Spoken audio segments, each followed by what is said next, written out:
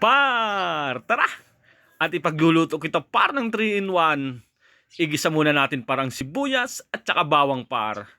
Tapos ilagay natin parang manok. Sangkutsa natin par ng bahagya par. Palabasin natin parang katas. Tapos isunod natin parang sayote.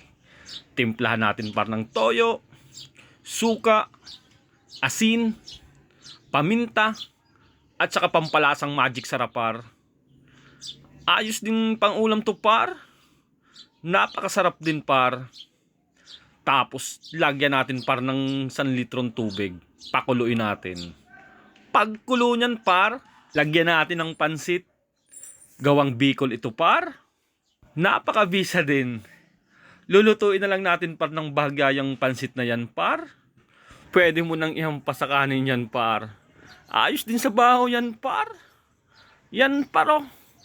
Ayos ng 3-in-1 natin. May adobong manok ka na par. May gulay ka pang sayote. May pansit ka pa par.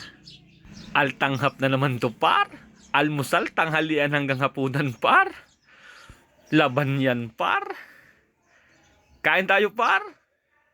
Salamat par.